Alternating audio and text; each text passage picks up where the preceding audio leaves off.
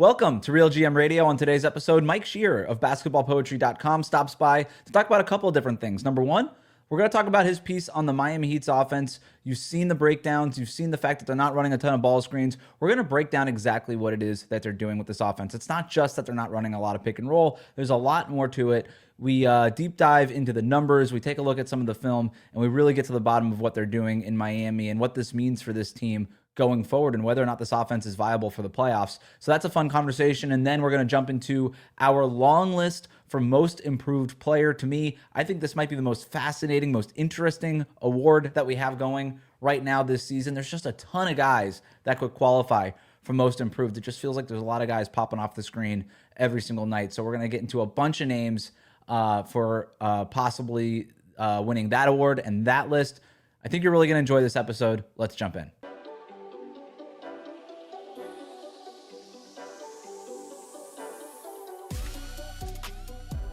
But you wrote a great piece breaking down the Heat's offense the other day on basketballpoetry.com. A lot, as you know, has been made of the no ball screen part of this offense, right? We've seen the stats. They're going around. We saw Bam Adebayo and Norm Powell go on Amazon Prime and kind of talk about the wheel and all the other things that kind of go in on this offense. But again, like a lot has been made about the no ball screens thing. There's a lot more to this offense, and I think you zeroed in on a few of those things in your piece. What stands out to you about why this Heat offense is working so far? Yeah, and the ball screen thing is obvious. It jumps off the page and numerically and, off the TV when you're watching. That's the easiest kind of like thing to decide. But the trickle-down effects from not having screens and still needing to generate offense are super interesting. If you look at it statistically, they run a ton of isolations and a ton of post-ups, but these aren't like the way that most people think of them. It's literally a guy gets a rebound and he goes straight to the hoop without regard for what or whoever is standing in between him and the basket, right? And those tend to sometimes they'll morph real quickly into like an Andrew Wiggins back to the basket thing where then he'll do a quick turnaround, or Jaime Jaquez will slowly slow down, kind of spin, do his little, juke one way, then spin back the other way, lay up, that kind of thing. So it doesn't look like the way you think a post up traditionally would. And they also lead the league in spot up attempts. And I think that's important. But before, I have a bunch of fun stats I want to run through. Let me jump in on that isolation thing because, we're all looking at the same databases, right? I almost feel like, to your point, they don't know how to qualify some of these things because totally. You're right. It's not give the ball to James Harden, clear out, and let him go to work. That's like what we consider an isolation, or when Kawhi gets it like 15 feet away and he's just sort of doing Kawhi things. With this, it's almost like it almost feels like the statisticians, or however this thing works, are almost reacting as fast as the Heat's offense is moving. They're like, I don't know, I guess we'll just call that an ISO because there's not really another way to put it, because it is technically an ISO, but the way that they're getting into it is just so different, right? There's no ball screens to clear out. It's not slowed down. It's not, Jimmy Butler, that was an isolation heavy offense. I mean, the Heat went to the NBA Finals in 2020 in that bubble doing a lot of dribble handoff stuff. But they slowly kind of turned themselves into an isolation offense with Jimmy and with Bam. But even that was a lot more slow, a lot more plodding, methodical than this version now. So it almost feels like they're just chalking it up as an ISO or a spot up or whatever. But it looks very different than what you typically associate with those kinds of plays. Yeah, and I think what's interesting about it is there's basically two major things that the Heat coaching staff realized, which is that one, they have a lot of players with somewhat interchangeable jack of all trades skill sets. Almost everybody on the Heat roster can make a 3-pointer, although you only have maybe 2, 3, including Herro guys who are dead eye from beyond the arc. And almost everybody on the roster, including Bam Adebayo, can handle the ball pretty well in space. So then they realized, hey, even mediocre players in the NBA can kill great one-on-one defenders, because the average skill level of a player today is just so astronomically high. And put them in space, give them runway, even the best defenders will struggle to control them over a full game. And so the Heat looked and were like, hey, we've got personnel who are all pretty good at creating for themselves when they have the room. Let's make as much of the room as possible, as often as possible. So the offense is based on overloading one side of the floor, getting the ball across half court as fast as humanly possible, and then empty the corner a lot of the time. If you have a guy in the dunker spot, he'll always cut the other direction of the driver. And suddenly you have guys like Davion Mitchell and Jaime Jaquez and Pelle Larsson and Nikola Jovic who are going one-on-one against defenders. And even when the defenders are theoretically better, quote unquote, than them, it doesn't really matter in today's NBA. Like when you have that much space, Like, and you're moving as fast as the Heat are moving because they have completely eliminated side-to-side movement. Like, I'm speaking generalities here, but if you compare this offense to anybody else, like there's so little horizontal movement. It is north-south every time, 100% of the time. And if it's not there, try a second time. And then, only then, if the second time doesn't work, then you pass out to the perimeter for what's hopefully a spot up three. I think what you're keying in on there is the key to what Eric Spoelstra wanted to get to, right? If you're starting to reverse engineer this thing, Spo took last year's playbook, the Jimmy Butler era playbook, took the whole thing, dumped it in the recycling bin. He was like, we're not doing this anymore. And I thought a big thing that got Miami in trouble the last couple of years, frankly, was a lot of side-to-side movement, a lot of passing just for the sake of passing. This is not a team that averages a lot of passes. And I think people are surprised by that because you typically associate pace with passing. And this is not a team that passes a ton. They kind of just do first, second shot available, go for it. And I think they got a little bit too much in trouble the last couple of years and way too much side-to-side movement because they were always kind of searching for a better shot. And Eric Spoelstra just basically deciding, A, I'm not going to really call plays anymore, and B, just take the first decent look that you can find is a major 180 from how Eric Spoelstra used to coach. And I think he was mostly just fed up with, again, reverse engineering. This thing is the slow pace, the just trying to find perfect instead of good or great on offense, and like the endless side-to-side movement. I think he was just fed up with it, and he was looking for ways to eliminate that, and I think that's part of the reason why he landed on this offense. But keep going. Yeah, no, I think that's exactly right. And the Heat are driving 60 times a game. That's the third most in the NBA. Way more than they were last season, and that number has actually been much higher in the last few games without Bam Adebayo. And I think watching the Heat lean even further into their identity without Bam has been super interesting. I had a lot of questions. Yeah, and I mean, you can speak on this too. When Bam went down, I thought they were kind of screwed, honestly, because like people know who Bam is as a defender. I think his role offensively, people have always been the national people, not Miami people, I don't think, but like nationally, people have always been maybe a little underappreciative of how important he's been to them offensively. But I thought that they were going to be in real trouble without him out there, and instead they've just been like, all right, we'll just run Jovic as backup center, and we're just going to go as fast as it is physically possible for a basketball team to run.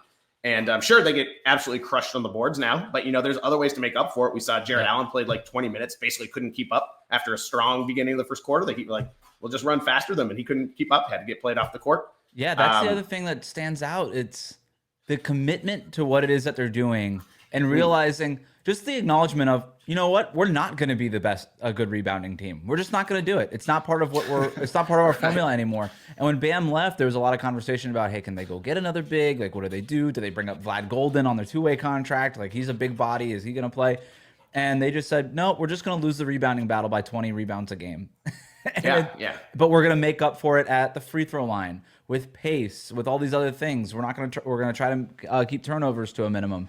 They obviously have to control the offensive rebounds a little bit. They've gotten in trouble with that a little bit more, but other than that, they've just totally committed to the bit on this. Yeah, and they're shooting more than 70% at the rim as a team, which is a fantastic number considering there's not like a Giannis out here who's dunking the ball every time he touches it. Like this is not a super high dunk team. Jaime's pretty close, but Jaime shoot fourth most made layups in the league, I believe they said during the broadcast last night, right? But layups are not going to go in as often as dunks are, and the fact that the Heat are able to still get it up there without this like astounding vertical athlete, I think is even more impressive. They've gone up against some pretty good defenses. That hasn't really stymied them, with the one exception I would say being San Antonio, which like Wembanyama is sort of tailor-made to blow up any offense, but particularly one like this that I think has some susceptibilities, some like issues that could rear their head down the road. And I'm happy to talk about that too if you want to. Yeah. First of all, the other reason why I think this works because I'm with you, I think there are definitely some concerns, and there's also, I think, some layers that we can get into with this offense. But the other thing that I find really interesting about this offense is you've seen the crash rate for offensive rebounding get higher and higher every single year recently, right? And offensive rebounding is a huge analytic thing right now among teams. They say, you know what? If we crash the glass and create these second opportunities, the benefits of that are so great that you're seeing teams like the Houston Rockets obviously lean way into that. But even a team like the Boston Celtics, who run a little bit small, their crash rate is really high. And what's really interesting to me about this offense is it's kind of a direct counter to that. Because if you're going to crash the offensive rebound glass as aggressively as some of these teams are, and Miami is leaking out, then you're going to get beat in transition. And I think what you're seeing right now is, especially early in the year, is teams kind of are starting to figure out that they can't really do what they want to do in that regard. As teams kind of get the scout on the Heat a little bit more offensively, they're realizing that we can't crash the glass like this because we're just going to get beat in transition over and over and over again. And if we're going to try to commit that way, then we're going to have a problem. And so then what ends up happening is that these teams start playing in this track meet style that the Heat want to be playing in, and the Heat are just going to be better at that, right? Because now they've set the terms of engagement and they're practiced at it and they have a whole system built around it. And that's why you've seen these point totals get really high. And defensively, the Heat are still a top 10 defense in defensive rating. It just doesn't necessarily feel like that all the time because the point totals, the raw point totals, are just so much higher than they've usually been in Miami. The Heat like took pride in holding teams under 100 points per game. And it's like, okay, that's really easy to do when you're averaging like 80 possessions a game or whatever it was. But now that they're averaging so many more possessions, these point totals are a little inflated in to Miami standards. But on an efficiency rate, they're actually better defensively than they've been in the past, all of that is what I find really interesting. But the counter for Eric Spoelstra to basically counter what everybody else is doing, to zag when everybody is zigging towards offensive rebounds, and for him to find a way to systematically kind of break that on a game-to-game basis is why I think they've gotten an advantage in some of these early games. Yeah, and Spoelstra's not only zagging, I think, away from the league, but it's kind of funny. It's kind of funny to think about the way it's zagged from like the history of the Heat, where like nobody's a bigger proponent of rebounding than Pat Riley, right? And Spoelstra's, to your point earlier, is just like, there's ways we can take advantage of other teams trying to get rebounds on us, right? And it doesn't.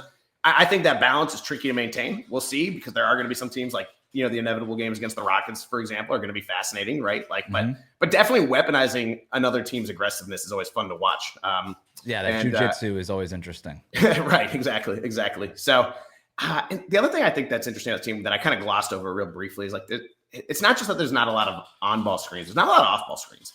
This is a team where like a lot of guys are not exactly stationary, but they are, slowly moving around the three-point line. Kind of, there's a lot of being pretty close to stationary until a ball handler picks up their dribble. And you'll see them kind of like burst into action to create a passing lane, so that hopefully the ball handler isn't stuck there, like searching around and pivoting, trying to find a kick out.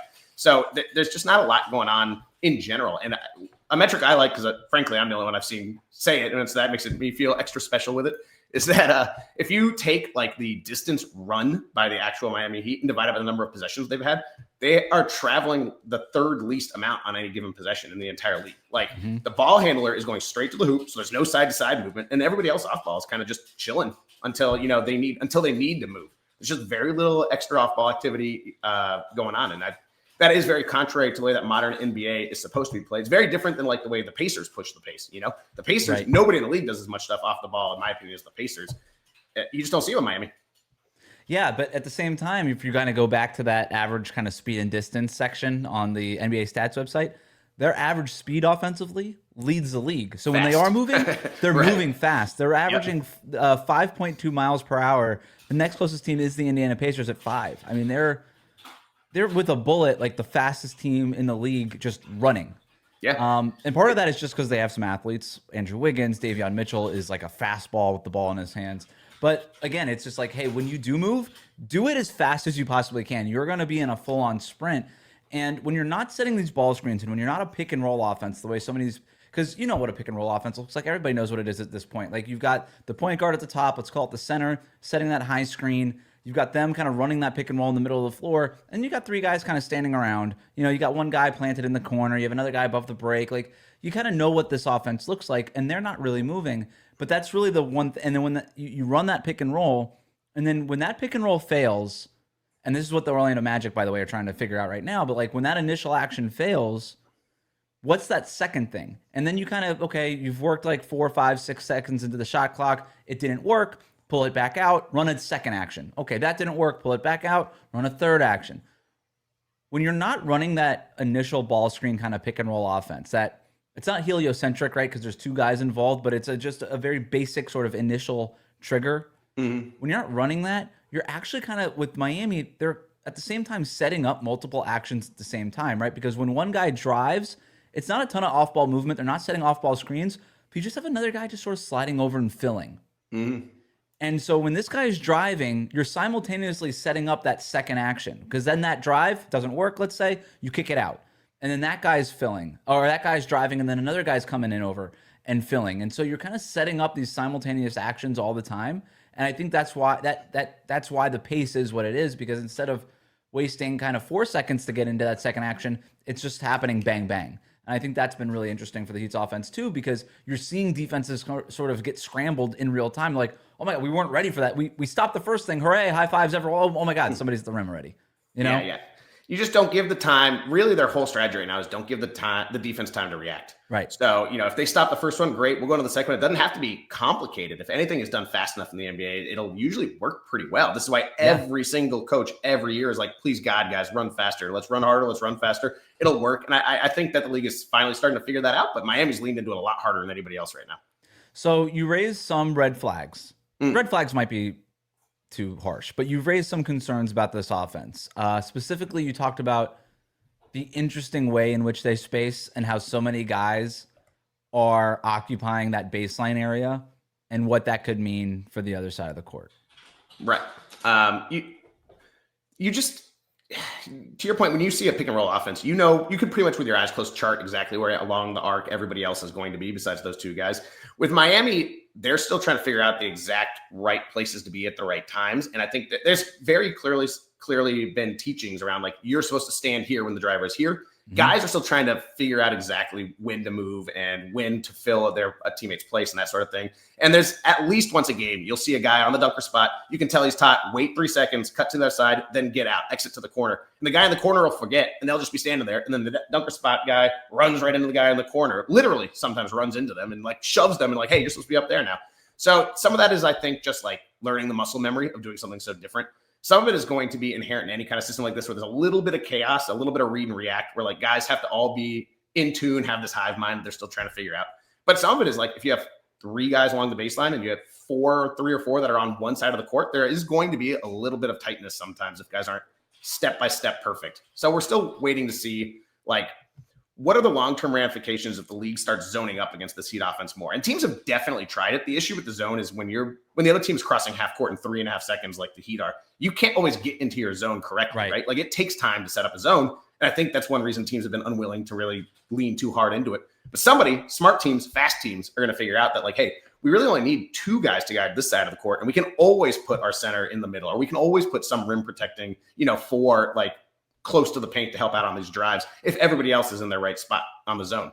So I kind of think that's one place where the league is going to test the Heat offense and see if it's viable long-term or not. Yeah, we've seen some teams try the extended zone where they're doing a full court press into a zone here. And that's where I think the Lakers did it, and that kind of worked. And then the Heat just broke it, right? Mm-hmm. And that's what's sort of interesting about this Heat offense is the answer is kind of more. Right? Like, when that's working, just do it. Just, hey, guys, be faster, do more, get up more shots, play with a faster tempo. But yeah, I mean, especially when you zone up in a typical, 3-2 zone, you're going to have 2 guys kind of planted in that corner.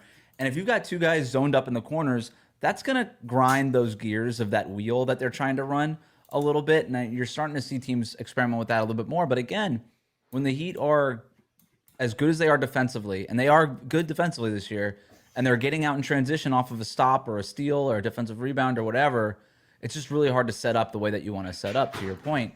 So we'll see if that works. Do you think, Mike, that this is a viable offense, though? Like, long-term, I don't know how long-term. I'm not talking about like 10 years from now. Right. Like for the length of this regular season and then going into the playoffs. Yeah, I had a reader ask me something kind of similar, they asked me, do you think that this offense is more of a floor raiser or a ceiling raiser? That's a good and I thought that was like a really interesting way to frame it. Certainly, I think it is viable because even Memphis, the similarities between this and the Memphis offense are maybe a little bit overstated, but like clearly there's a lot of similar principles. That's why they brought in Noah de LaRoche. And the Memphis offense generally worked last year, even up to the point where they changed it. The one exception was against the very best teams. It kind of struggled. And Memphis ran into a lot of problems playing against top tier teams last season.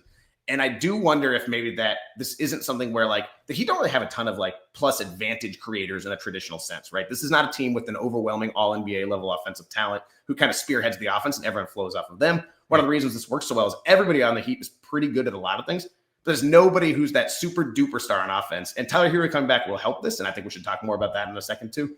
But they're never going to have that one guy who's just like an unrelenting advantage creator. And so this kind of system is perfect for a personnel like the Miami Heat have on their roster.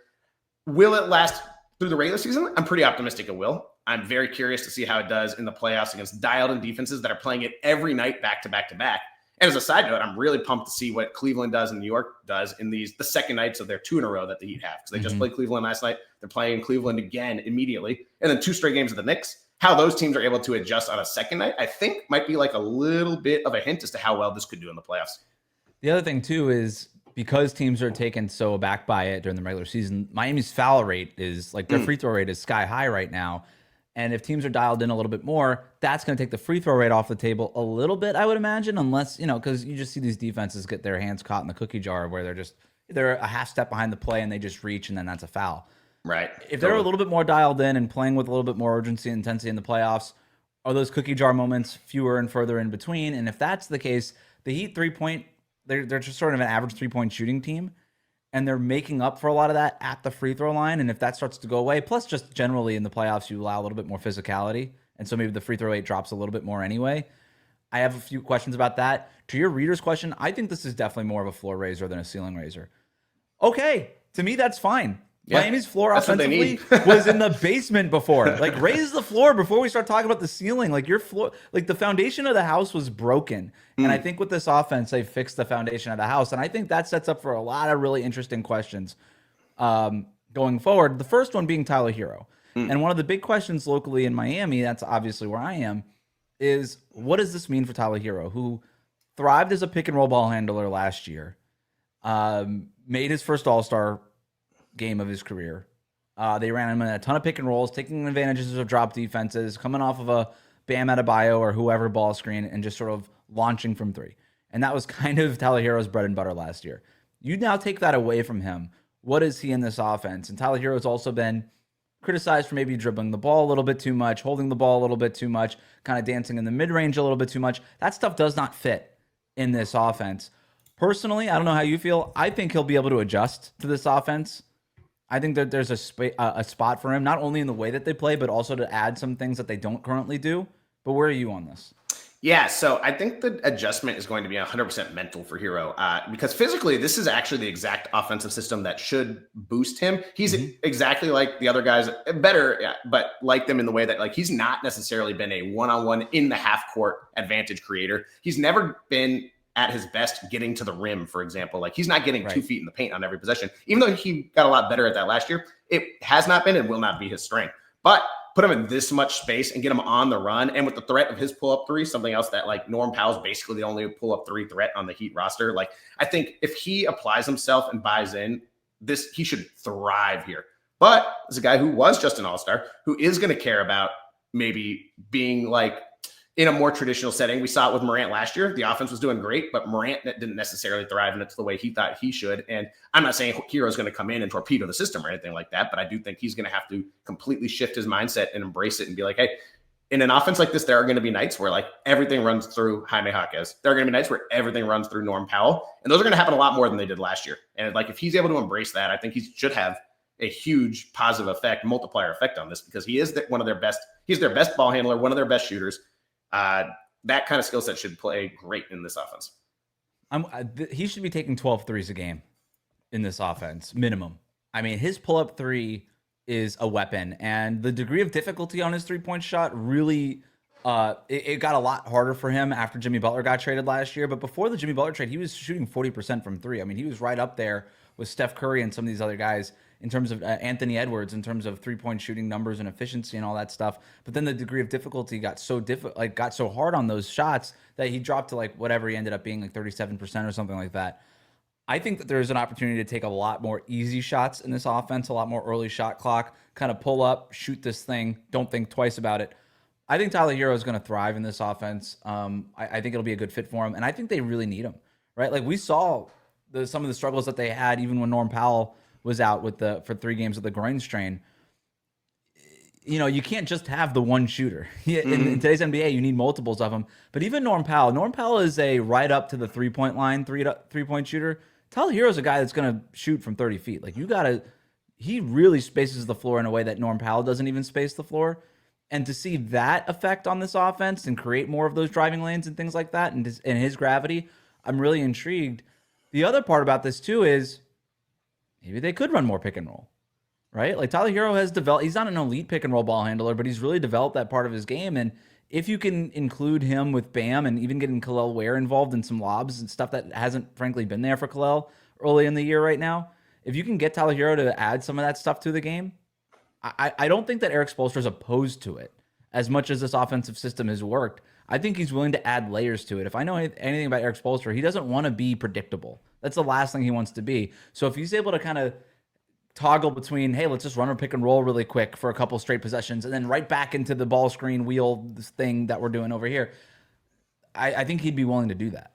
Yeah, and the truth of the matter is the pick and roll, the dribble handoff, these things tend to matter more at the most important parts of the game, which is after dead balls, after timeouts, in crunch time, when everybody's tightened up. There's not as much free wheeling offense. You're not going to have these abilities to like grab and go on every play. Like you need to have the ability to score in a set offense in the half court against a good defense. And the Herro two-man game with Bam is going to be a huge part of that. And it was a huge part of their offensive, like entire offensive structure last year. This year, maybe it just has to be like a nice new wing to the house, you know? Right.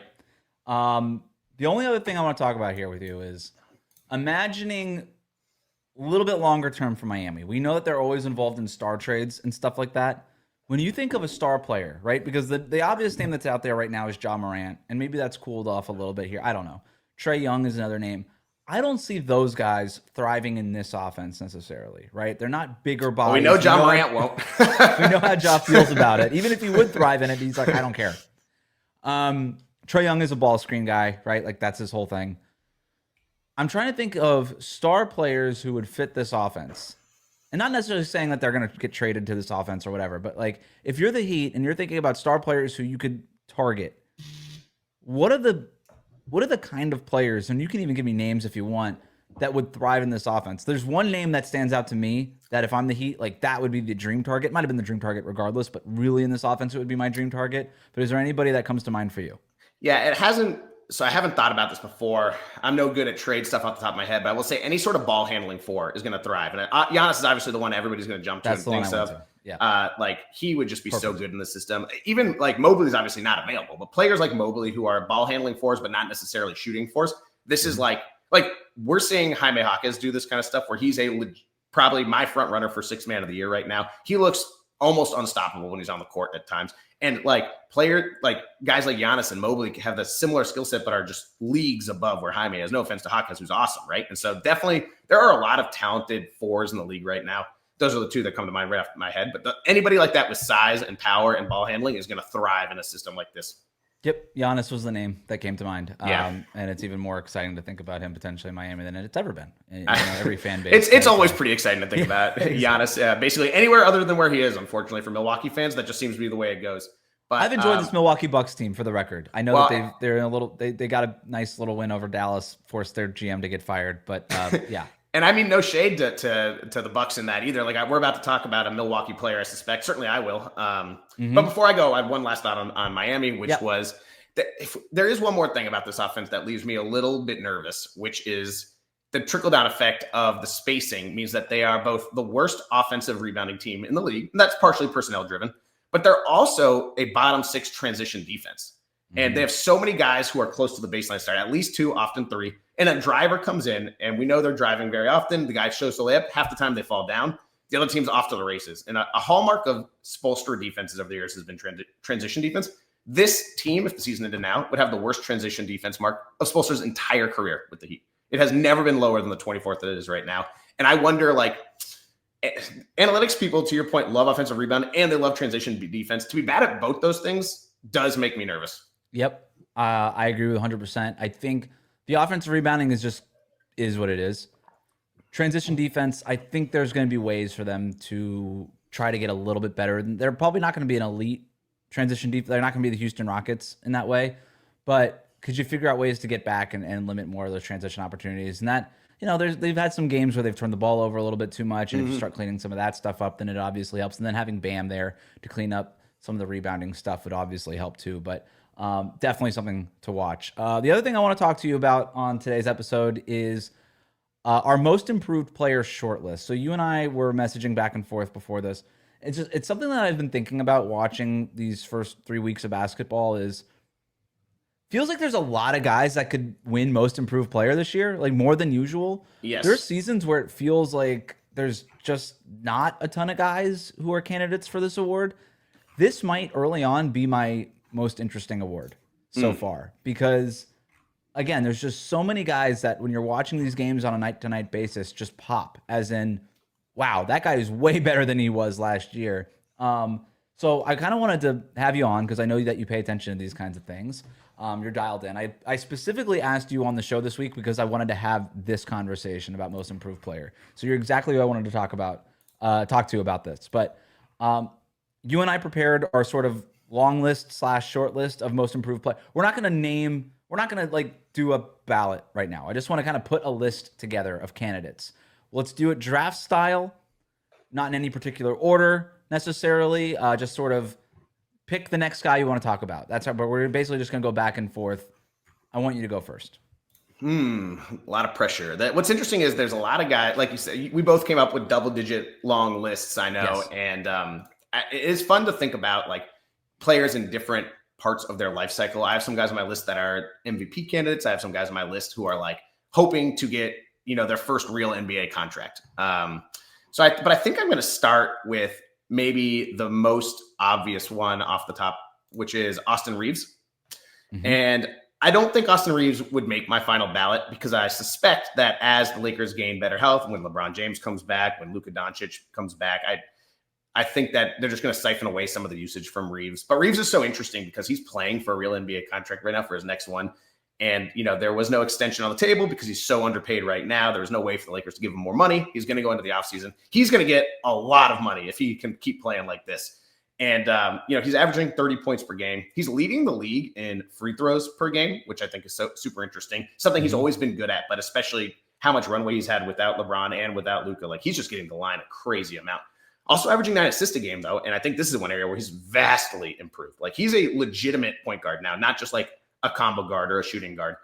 He has not really been able to hit a three, which actually means he has some room to even improve upwards, but he's shooting over 60% on twos. He's making everything, even though he's the focal point of the defense most of the time that he's on the court. And he's even averaging a career high in steals.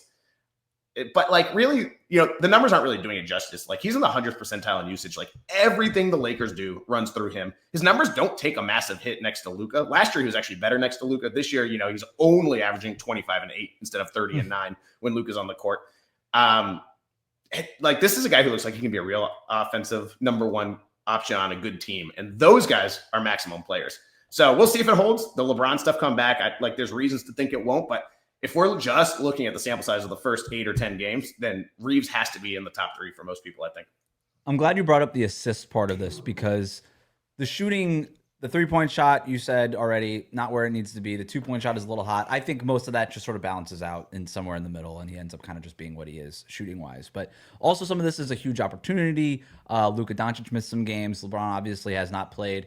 Outside of Luka and Reeves, and obviously putting LeBron off to the side for a second, there's nobody else who you want the ball in their hands on this Lakers roster. It's those two guys. So they're playing 48 minutes with one of these guys on the floor basically at all times when they're healthy.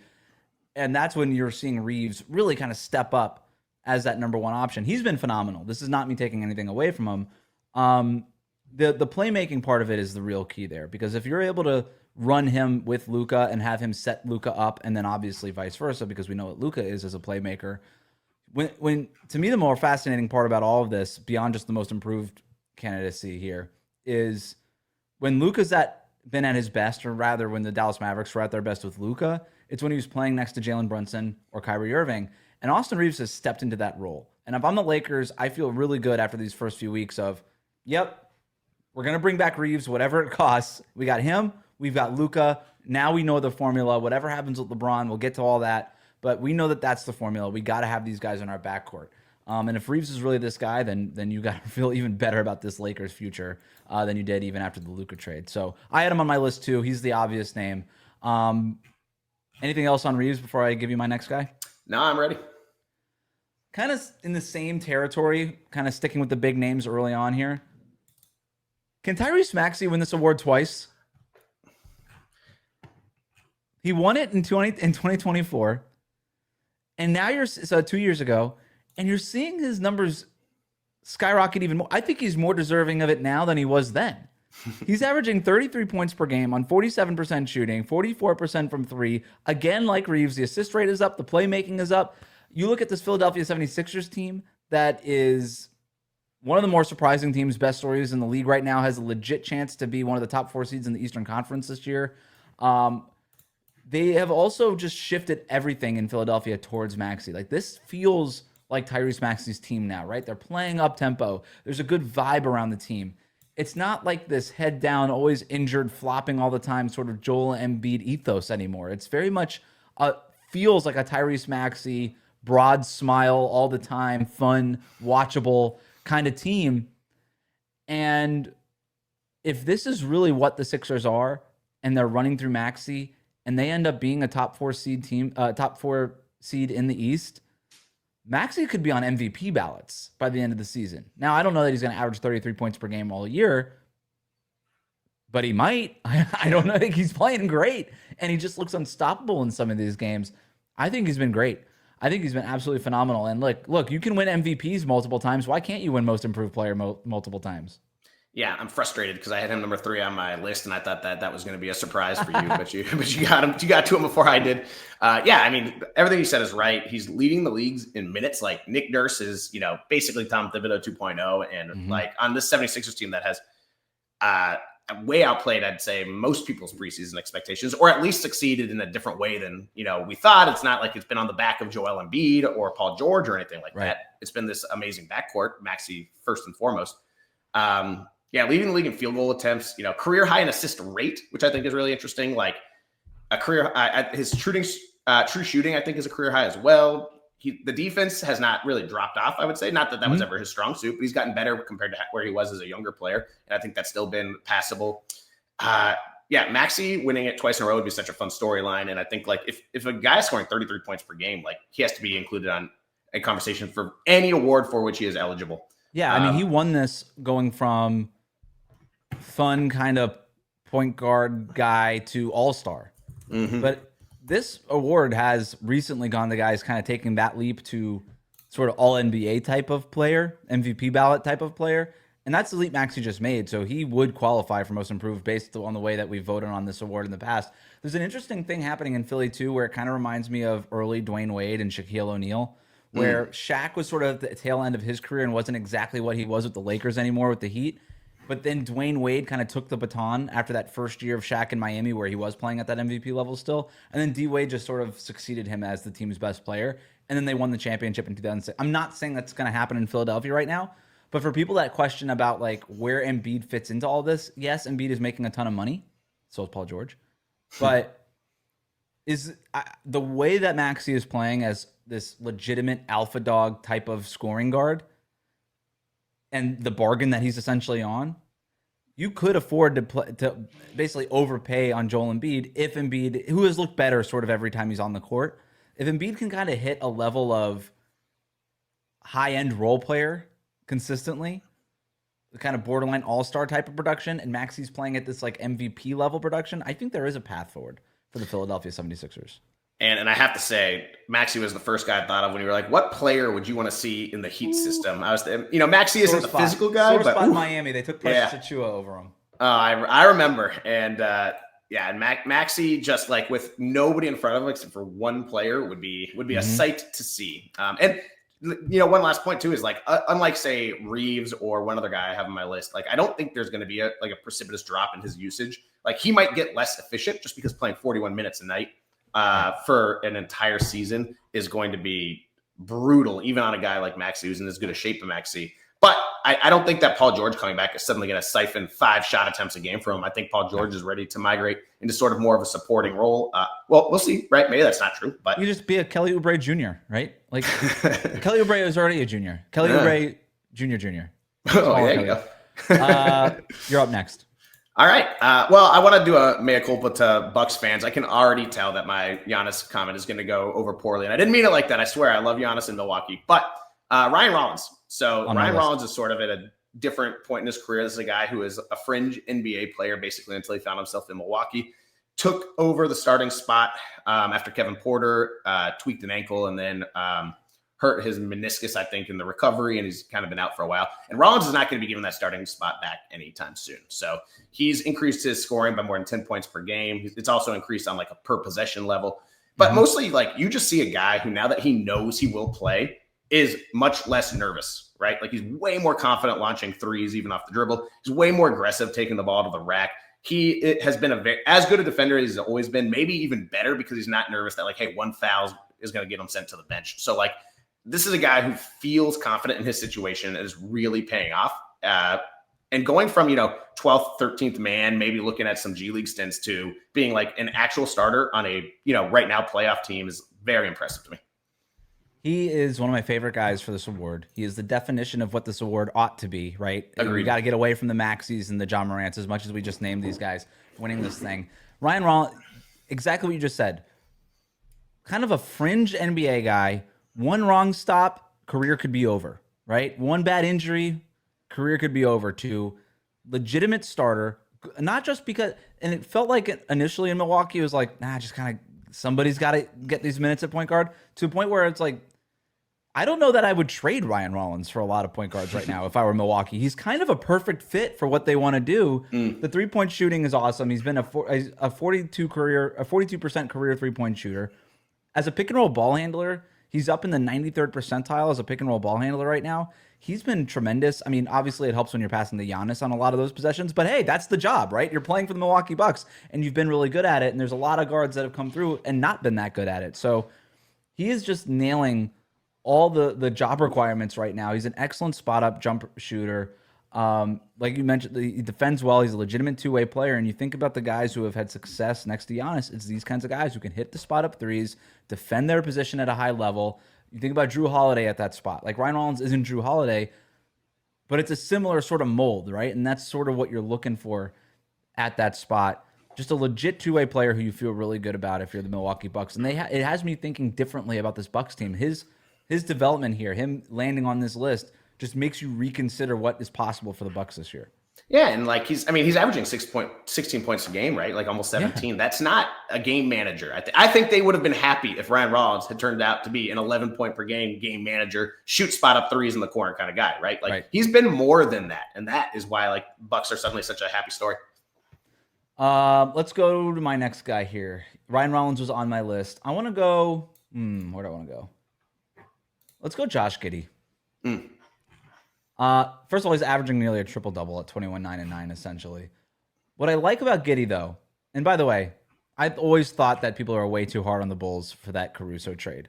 They got a guy who was drafted in the top 10, who was really young. They obviously were just done with Caruso and whatever that era was. Caruso's been awesome with OKC, helped them win a championship, but I thought it was a worthwhile gamble on a younger player with a higher ceiling than Caruso has, and this is just sort of it's like, to me, it reminded me of a Major League Baseball trade where you trade that starting pitcher who you feel really good about for like a young prospect who's a little bit younger. You don't have to worry about the contract for a little while. And that's what it was. And for Giddey, he's really blossomed in the Chicago Bulls offense to the point where he's running it. He's dictating tempo. He's the reason why they're able to play the way that they want to play.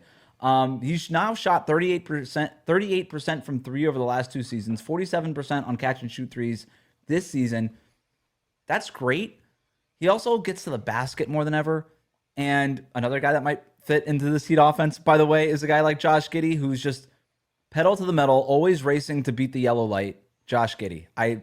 He's a lot of fun to watch. He's really important to the Chicago Bulls offense. He's probably not the only guy on this Bulls team that could qualify for this award. Also, I've got Matas Buzelis on my list somewhere also, but that's more of a second year. I'm not really going to include him kind of thing. Like, he's a lottery pick. He's supposed to get better, but even though Buzelis said he wants to win this award, so I wanted to give him a little bit of shine for it. But Giddey, to me, is on the list. I think he's been tremendous for Chicago.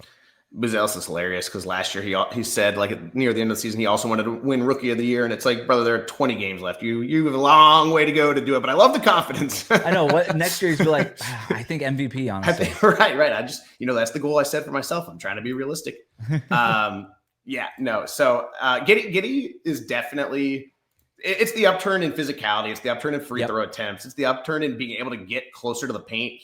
So much of the past is he's always been able to get sort of into the 3-point line, and then he'd get stuck 8 feet from the hoop. He either couldn't muscle his way in. He's certainly not quick enough to blow by guys. Now he's been able to just like put a shoulder into guys and use his balance a little bit better. And he's big. Once he gets closer, he can just go through a guy's chest and kind of try to finger roll it in. The passing is what the passing always has been, but he's looking for his shot more aggressively. Right. He's not driving to pass. He is driving to score. And then when that's not there, he's obviously a fantastic passer. And so it's been as much a change in mindset as anything. That finger roll has been so key for him because it feels like he's figured out how long he is, right? Because he gets, to your point, he gets to that 6 to 8 feet range. He puts his shoulder on him, and then he just sort of extends that arm out and just kind of lofts that ball up towards the basket, tries to get it to go off the glass, and it's been working. Yeah, and and that said, he's also paired that with sort of improved catch and shoot stuff. He's officially maybe not like prolific from beyond the arc, but he's certainly a threat on the catch and shoot three. His percentages have climbed incrementally pretty much every year of his career, as have his attempts. He's just a little bit more well-rounded on offense in ways people have been begging him to be for a long time, and it's been pretty dramatic to see it play out on the court. And it's obviously a huge part of why the Bulls are doing so much better. And we have a tendency to fast forward this thing and just kind of zoom forward and say, well, what does this mean? Can he be the number one guy on it? Like, who cares? Like, relax. It's the Chicago Bulls. They've been atrocious to watch the last few years. This version is really fun. Josh Giddey has been good. They signed him to a new contract. Everything's fine. Just, it's okay to have nice things every once in a while. You're up next. Yeah, well, about the fast forwarding part too is every year for Basketball Poetry, I do a column right before the season called 20 unlikely but plausible predictions. Not bold takes. I want to point out I put a lot of thought into these predictions, but mine last year was Josh Giddey averages 29-9 for the Bulls. And it turns out that I was just 1 year too early, so I should have been a little more patient. Way ahead of your time, that's all. He is not actually wouldn't be in my top three. But I think that if you are looking purely at the games that have been played so far, do we want to say that Luka Doncic deserves a mention, averaging 37 points? This goes against everything I think of philosophically about the award, because I don't give it to second-year players. I don't even like giving it to third-year players. I think if you want to be getting an MVP, you are just automatically disqualified for most improved. Analytics people would tell you, and rational people would tell you that, like, this isn't like the most improved award for people who want most improved award. This is just who has improved the most year over year.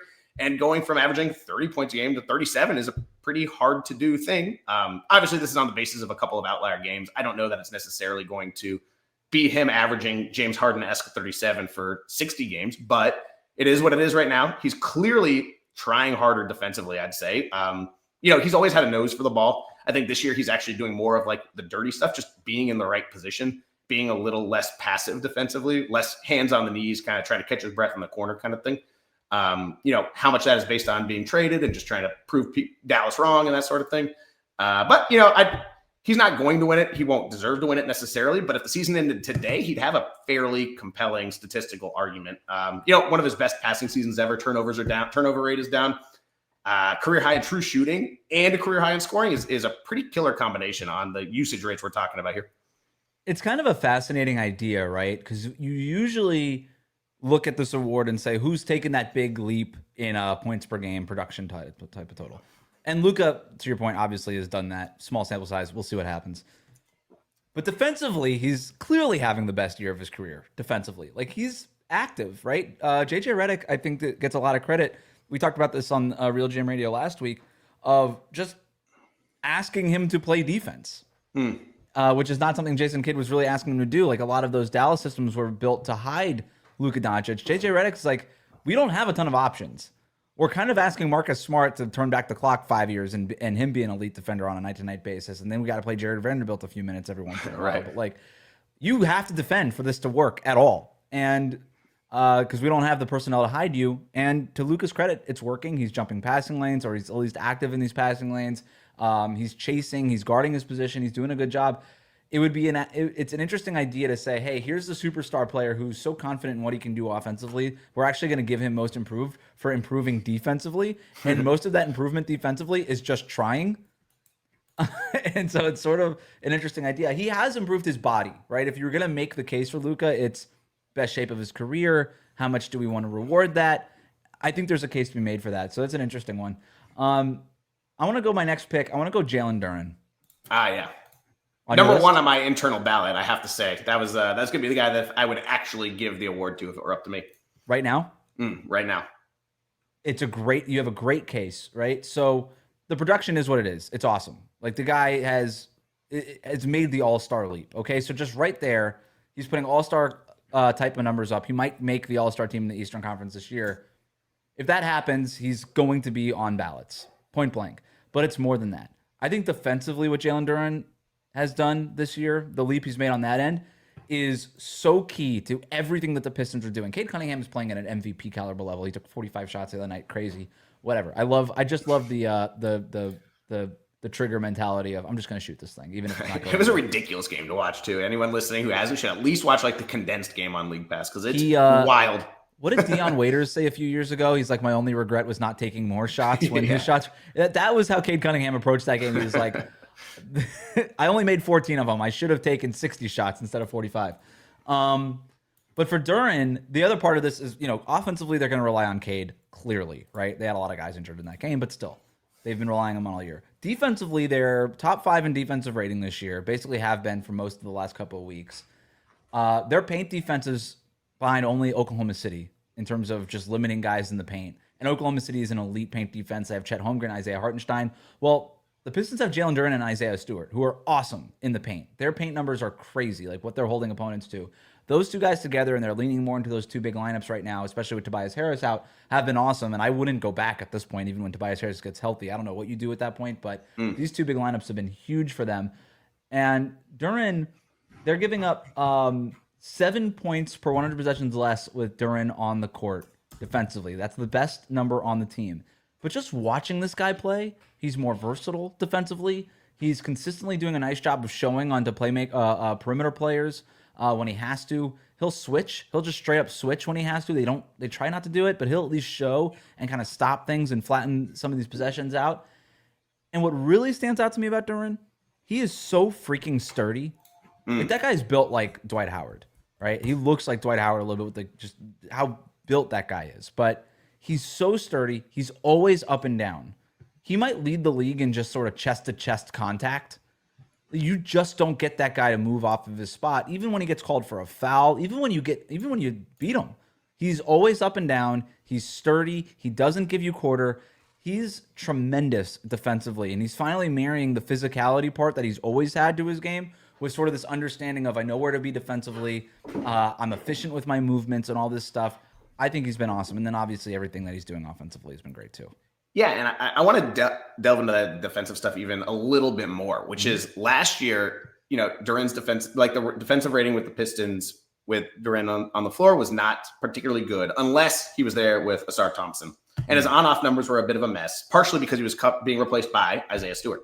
This year, though, I want to disentangle that a little bit. And it turns out that, the Pistons have a very good offense when it's any combination of those two guys on the floor. But the Pistons with Duren on and Stewart off are actually defending better than they are with both of them on. And the Pistons with Duren on and Asar Thompson off are defending better than they are with the two of them on. And that, to me, is signaling that, hey, it's still early. We don't know how this will shake out long term. But at the very least, like, he's proving that he can become a foundational defensive player. And when you're the center and you're also already an above-average offensive center, that's not like you as a player is just getting better. That is a demonstrable impact on team success. And it's a huge, huge reason why the Pistons have been so awesome this year. Even with Cunningham, like, his shot being a little bit of wonky for, the first 3 quarters every single game, it feels like. Like, Duren is it is very hard to overstate the multiplicative effects of having your center go from below average defensively to above average. And that is just like, it's very hard to do, first of all. Like, if you're going to be a good defensive center, I think we typically see signs of it, at least flashes of it early on. And there's been almost nothing in that regard for 3 straight years. And, this is a credit, I think, to JB Bickerstaff. We saw him coach up, like, Evan Mobley into Defensive Player of the Year. He worked with Marc Gasol way back in the day in Memphis. Like, Bickerstaff has worked with a lot of very talented bigs, but he's had a hand in making some of them very talented defensive bigs. And I think we're seeing that firsthand right now. That's a great shout out. I didn't even connect those dots. But even when I was watching film on Jalen Duren, kind of preparing for this, his movements are kind of Marc Gasol like, right? They're totally different players physically. But what always stood out with Marc Gasol was just, hey, he was always one step ahead. literally one step ahead. He knew where you were going, and he would take that half step to full step going into that direction and just sort of blow up your play with just being in the right position. It wasn't always a block shot. It wasn't always like a stock of any kind, but just, hey, I'm going to step in that direction that you're trying to get to, and now you're going to have to reverse course a little bit. And Jalen Duren is doing that. And so, yeah, that's a great shout out. I even connected those dots. Being able to, as a center in the NBA, it's such a steep learning curve in the NBA, and most centers never fully pass the learning curve of playing elite defense as a center in the NBA. And when you do, you become a stabilizing force defensively. When you're in the game, you just feel safer. It's like a big hug for you defensively as a fan, right? You're just like, oh, Evan Mobley's back in the game. I can relax a little bit defensively. Bam Adebayo's back in the game. I can relax a little bit defensively. Pistons fans, I think, are starting to have that experience with Jalen Duren, and Isaiah Stewart obviously is very good on that end too, but it's really with Duren, it's like, okay, he's back in the game. I can relax a little bit because I know we're going to hit a certain threshold defensively. Let's do a couple more deeper dives, and then maybe we do a speed round here. But you have the next pick. Yeah, I think we've hit pretty much all of the what I consider to be like the front runners, with one last exception, and that's Denny Avdia. Yep. So Denny Avdia, I think, is going to be one of the favorites for this award right now. Yep. He's got that perfect most improved kind of umbrella of career highs in usage and in efficiency, which you always like to see. Typically speaking, if somebody's absorbing more shots, they're going to be shooting it less efficiently. That's just the way it works. You get more defensive attention. You're taking harder shots. It's very, very hard to be shooting it more, passing it more, and also be more efficient. So anytime I see that, raises a flag in my head. I mean, he's a legitimate 25-point per game scorer right now. The Blazers are basically the only team in the league that has a claim to be faster than the Miami Heat. And it's because of the guy whose nickname is literally Turbo. You know, when Avdia gets the ball, it is straight line right to the basket. He's like generating a ton of free throws, a ton of shot attempts at the rim. Beforehand, he always got there. He was always able to get to the basket. He didn't quite have the finishing craft. We've seen a lot more of that this year. Where he's a little bit more under control, even within all the speed that he brings to the table. And he's a big body. Like, he'll power through guys. The NBA rewards power drivers more than speed drivers in today's game, I think, with a few exceptions. But Avdia's got it. He's still a great passer. I think the only reason he's not a little higher is that I think his defense has fallen off a tiny bit. He used to be, when he was in Washington, he was a legitimate stopper. Like, they would put him in at the end of the games, be like, guard the best player. I don't know that you want to necessarily do that with him right now, but obviously the Blazers as a whole are a very good defense, and he is a part of that. And hey, 37% from deep on 7 attempts per game. 7 attempts per game is a lot, especially for like a non-guard. So to see that holding up, see the three-pointer holding up, in addition to just like him soaking up so much more usage for a good team, has been very interesting. Yep, 9th in free throw attempts. There's just such great pace to his dribble. He's obviously the turbo thing, but then he gets into the teeth of the defense, and he's got that ability to kind of figure out the next step and slow it down just enough to throw you off balance a little bit, and then either draw the foul or then get to the basket or kind of do whatever he wants to do. Get maybe to like a little midi turnaround jumper. The NBA officials kind of tweeted out their new sort of emphases before the season, and one of them was straight line drives and allowing that straight path to the basket. I don't think anybody in the league has taken more advantage of that new emphasis than Denny Avdia, right? Because he is always, to your point, going in that straight line to the basket. And if somebody knocks him off, he establishes that path really early. And if anybody knocks him off that path, he's going to the free throw line pretty much every time, because it's been such an emphasis for these officials. I think he's taken a lot of advantage of that. He was on my list. Has to be there. The production is crazy with him. To your point, defensively, it's not what it is, but it doesn't matter because they have Tumani Kamara and Drew Holiday now. So they're like, hey, we actually don't want you to be the stopper on defense. That's why we hired these guys. You got to go do this stuff offensively. And Portland's able to play a lot more of these long jumbo lineups with no real guards out there, because Denny is essentially their 6'9" point guard in these lineups. So it gets them to play really big. That improves what they can be defensively, and everything just works. And so when a guy like Denny is there, kind of not only improving on his own in a vacuum, but also helping his team play at a higher level, that's the kind of stuff I'm looking at when I'm looking at most improved. For speed round, I had Amen Thompson on this list. He's the favorite going into the season. He was the preseason favorite. It hasn't exactly been there for Amen Thompson, but maybe we were like hyping him up too much going to the preseason. But the numbers are what they are. They're better. The Houston Rockets are awesome. And he's taken a ton of his shots within 3 feet of the basket. 45% of his shots are within 3 feet of the basket. They are using him as a trigger in the dunker spot to absurd levels. Like he's basically, if you watch any Houston Rockets possession, a lot of it just starts with Amen Thompson getting into the dunker and then seeing if the defense is going to either react to him being in the dunker or not. And if they don't, they just kind of throw the ball up to him and then he goes and gets it and dunks it. And it's kind of a fun, weird, kind of monotonous type of offense, but it's kind of fun to watch at the same time because Amen Thompson just aesthetically is a lot of fun to watch. The other guy that I had on my speed round shortlist is 2K Georges, Keyshawn George and Keontae George. I think they both deserve a little bit of a shout out here. Keyshawn George has been awesome for Washington. He's improved his dribble game so much more. Keontae George just feels like Utah finally realized this guy's a pretty good point guard. He's averaging like 22 and 7. They're really leaning into him as their point guard, even with Isaiah Collier coming back a little bit. But Keontae George, career high usage rate. Isn't shooting well, but is getting to the line a ton. I just think both of those guys deserve a little bit of a shout out here. Yeah, George looking like last year he was one of the worst players in the NBA who got minutes, and now he's not, and that's a pretty monumental improvement. Well said. Keyshawn George is one of my favorite dudes in the league. Like he's sort of the new Toumani Camara for me. I wrote a piece about him earlier, calling him.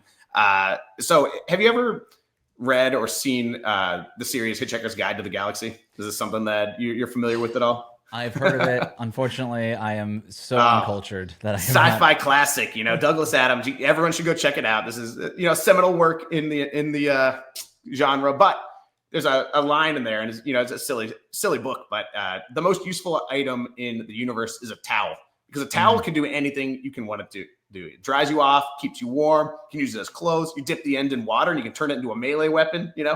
Keyshawn George is sort of like that. Keyshawn George can do literally anything on the basketball court at least an average level, and oftentimes at a great one. And seeing him, I really liked him last year, but I thought he'd be kind of like a 3-and-D and a little bit more guy with some passing flair. Seeing him turn into this well-rounded machine has been super fun. So yeah, love that call out. I have one that I guarantee nobody else would ever have on their list, and it's Jeremy Grant. And I'm very confident we've never seen a player go from starter to reserve and deserve a most improved shout out. But, the scoring is way up. He's averaging 20 points a game compared to 14 last year. He's playing fewer minutes. I think the defense has come back. And most importantly, he's remembered how to make a layup. He shot 38% on twos last year, which is unimaginably bad. And he's shooting 55% on that now. Do I think this is going to hold up long term? No, probably not. But anytime someone makes a big jump in scoring and a big efficiency jump, like I said, that's just going to hit my radar. And I wanted to shout it out. And then I think the very last guy that I had for the speed round, do I even want to talk about? Well, Jaime Jaquez, right? I think he at least deserves the mention. Yep, I had Davion Mitchell. I felt like I had to get somebody on the Heat on here. I think Davion's just done a really tremendous job playing point guard, which is not. He was kind of thought of as a defensive short guy, and now he's really a two-way sort of player here. I also want to throw out AJ Mitchell for the Oklahoma City Thunder. He's been great. Alex Sarr, I think, has taken a leap. But to your point, how much do we really want to give credit to the guy who was the second pick in the draft and just got better in his? Same reason I didn't have AJ on here either. His second year, or Keyshawn really, second year players. I'm like, hey, you're even when it's cool from AJ Mitchell obviously didn't have a huge background, but second year guys, I just can't include here. Can't get there with Kuminga, even though some of the numbers have been there. I don't believe it until the end of the season. And then Alperen Sengun, his dribble game has just gotten better. He's really initiating a lot of their offense in Houston. I just think he deserves a shout out, but probably not enough to actually win this award. That's a long list, Mike. We got to a lot of players there. You mentioned Jalen Duren. You think if you had to vote right now, you would go Duren? I think so. I told you before, and I have two ballots, right? It's one based on what has happened to this point today. And I had Austin Reeves number 1 and Duren number 2 and Tyrese Maxey number 3. But if it's based on who do I actually think projecting forward from this, who will win? I have Duren number 1, I have Avdia number 2, and I had Ryan Rollins number 3. I think I would go the same exact thing. Maybe I might flip Rollins with Avdia just because the Giannis effect. People might care about that more than they care about Portland. But I got right now. I think Duren is probably my favorite if I were going to sprinkle some funds onto something here. The Pistons are number 1 in the East, I think, right now, right? So if you're going to go, they're going to go win 58 games, and they're going to get a lot of love, and I think that this is a very realistic possibility. And don't forget, contract year. Oh wait, no, he just got re-signed, right? It's Ivy. They're still waiting on. Just kidding. Just kidding. That's looking like a good contract now, though. Gotta say, With the way Yes, he's it been is. playing, they are glad they locked him up now. Michael Shearer, basketball, poetry. Go subscribe to the newsletter over there. He does great work. It's a must read. One of the best in the business doing it. Thanks so much for jumping on, man. Yeah, thanks for having me. It was a blast.